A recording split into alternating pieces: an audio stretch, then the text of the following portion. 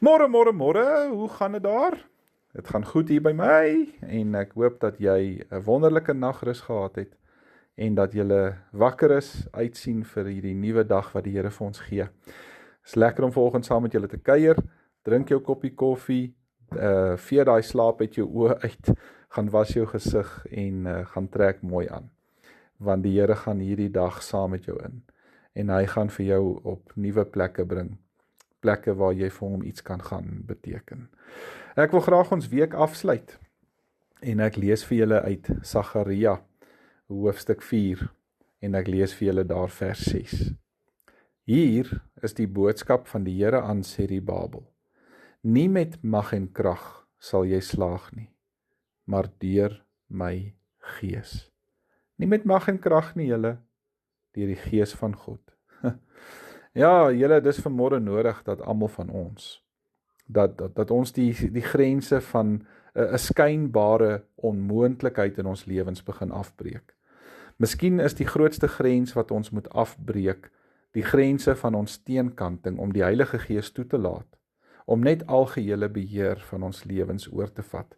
Want dit is soms net so menslik van ons wil beheer hou, ons wil self voel dat ons die leiding gee, dat ons die rigting bepaal.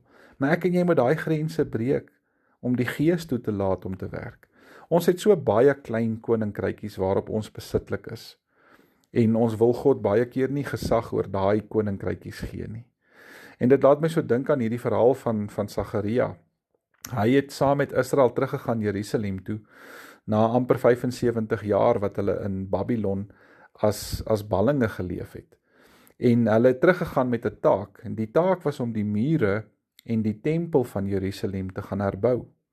Maar in daai 75 jaar is baie van die bouers wat bekwaam was dood. Hulle het nie meer geleef nie, en saam met hulle het al daai kennis ook gesterf. So die Israeliete wat teruggekeer het Jerusalem toe was in wanhoop. Hulle het nie geweet hoe om hierdie mure te herbou nie. En toe het die Here vir Sagaria beveel om te praat en hy het gesê, hier is die boodskap van die Here aan Serubabel. Nie met mag en krag sal jy slaag nie, maar deur my gees. Sjoe. Sal jy die grense van hierdie onmoontlikheid afbreek, om hierdie mure en hierdie tempel te herbou?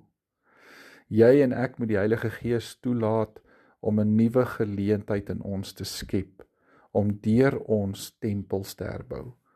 Dis wat die Here sê in 1 Korintiërs 3, vers 9 tot 11. Julle is die gebou van God. Volgens die genade wat God my gegee het ek soos 'n goeie bouer die fondament gelê. En iemand anders bou daarop. Maar hy moet mooi kyk hoe hy verder bou. Want niemand kan 'n ander fondament lê as wat reeds gelê is nie.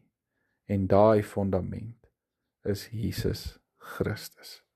Ek en jy kan net slaag deur die Heilige Gees. Nie deur mag nie, ook nie deur krag nie. So gaan lewe dan vandag in afhanklikheid van die Here.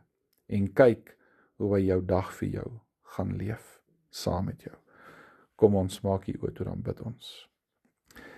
Dankie Here Jesus, dat U my 'n baken van hoop wil maak, dat U my wil gebruik om op U as fondasie te gaan bou, en dat ek die skanse en die mure van my lewe sal afbreek, sodat ek die Heilige Gees sal toelaat om my te vul en deur my te gaan werk.